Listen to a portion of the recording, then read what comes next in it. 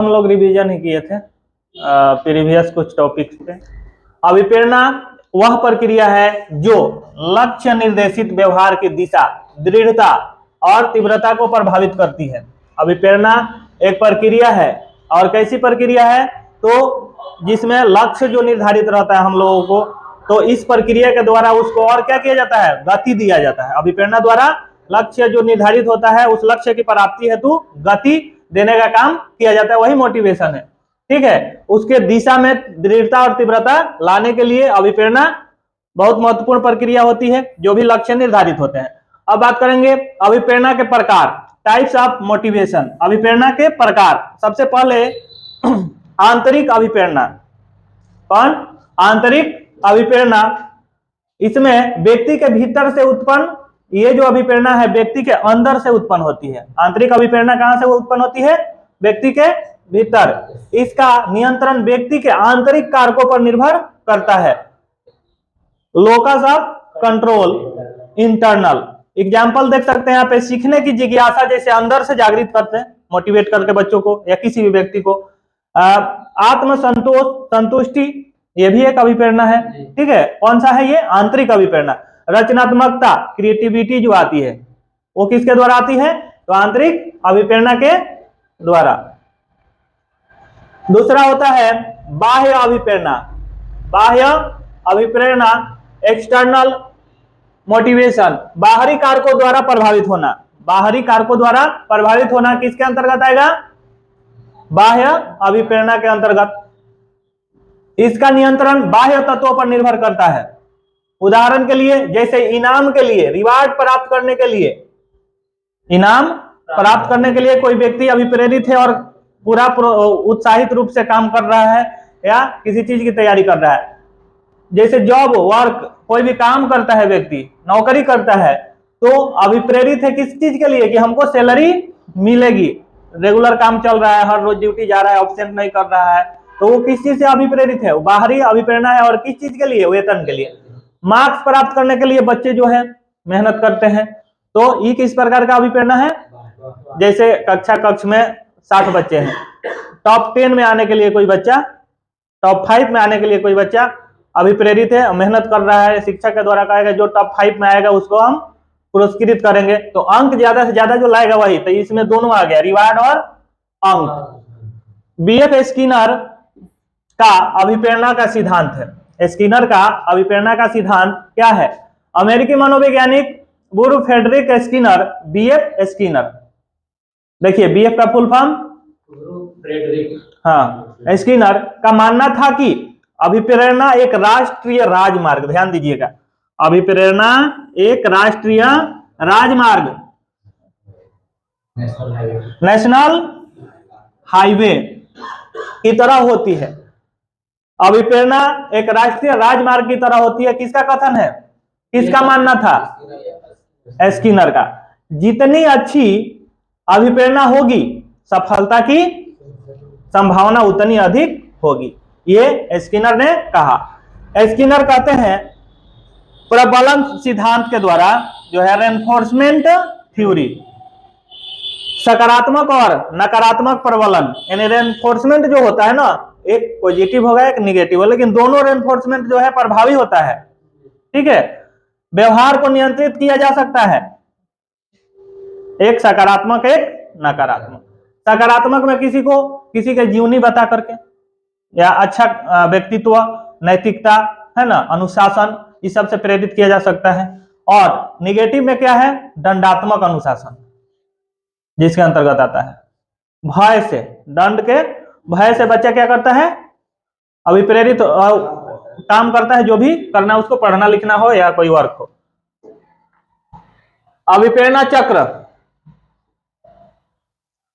देखिए, cycle of motivation याद रखना है, NDA और GAR।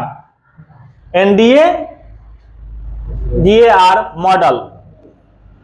N for D drive, need means हो गया आवश्यकता, ड्राइव प्रणोद, एरोसल है उत्तेजना। ठीक है, और G फॉर गोल के डायरेक्शन में बिहेव करना, यानी गोल डायरेक्टेड बिहेवियर, दिशा निर्देशित व्यवहार, लक्ष्य की ओर बढ़ने वाला। अब इसको देखिए, नीड यानी हो गया आवश्यकता, ठीक है। किसी वस्तु या स्थिति की जरूरत महसूस होना, इससे भी व्यक्ति क्या होता है, अभिप्रेरित होता है, मोटिवेट होता है, प्रोत्साहित होता है। आवश्यकता है, कोई बच्चा सोचता है काश मेरे पास भी एक स्मार्टफोन होता, मोबाइल की बात कर, तो वो मोबाइल फोन के लिए धन अर्जित करने का व्यवस्था करेगा, तो सोचेगा कि चलते हैं कहीं जॉब 1 महीना कर लेते हैं, कोई मेहनत का ही काम क्यों नहीं करे, लेकिन करेगा, ठीक है। प्रनोद क्या है, तो आवश्यकता को पूरा करने के लिए प्रेरित होना। आवश्यकता तो बनी, नीड, अब आवश्यकता को पूरा करने के लिए प्रेरित होना। और उत्तेजना क्या है, तो लक्ष्य प्राप्ति के लिए सक्रिय होना। गोल डायरेक्टेड बिहेवियर, ये है लक्ष्य की ओर बढ़ने वाला प्रयास। अचीवमेंट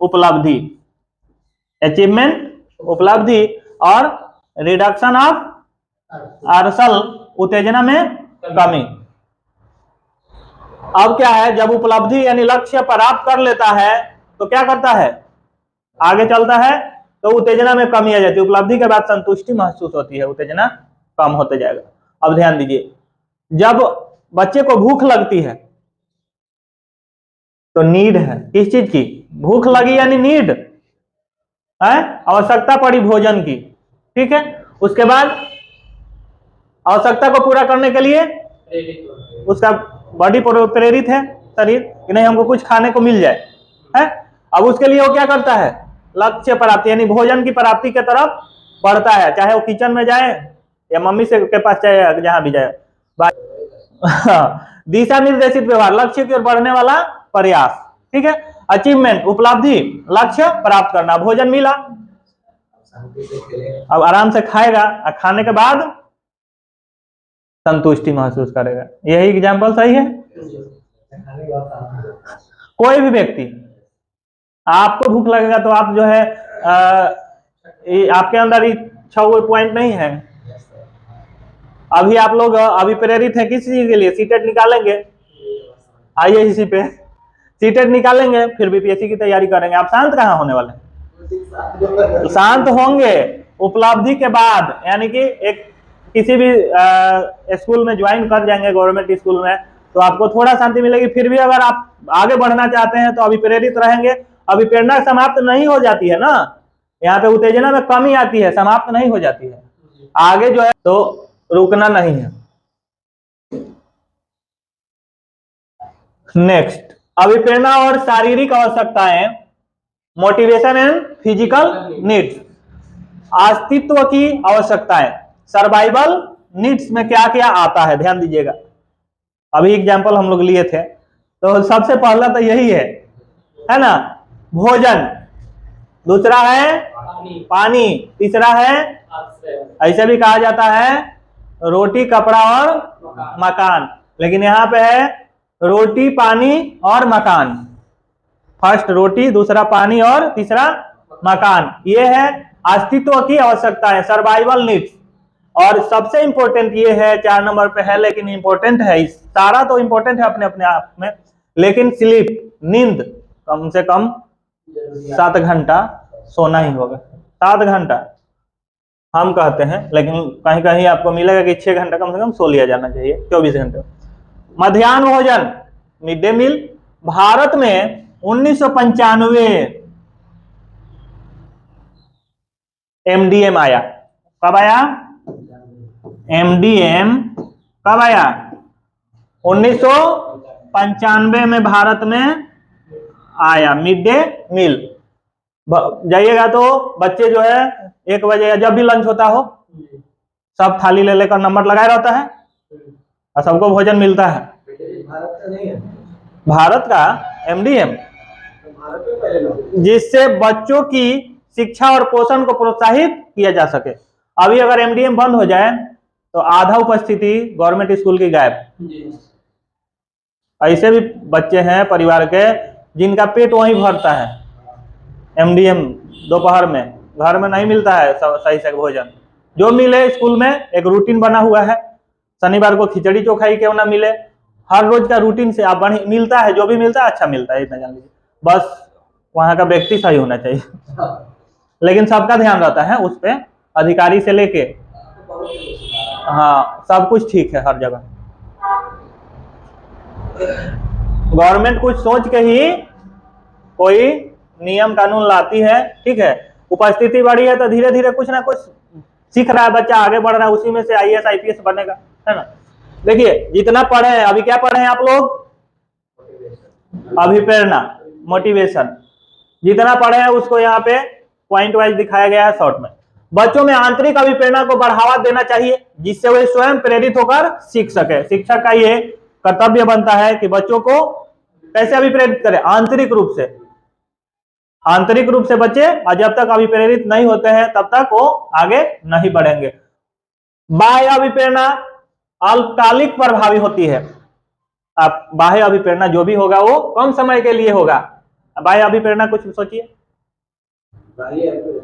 भय के कारण कोई बच्चा कुछ काम कर रहा है तो बाह्य अभिप्रेरणा हो जाएगी, ठीक है।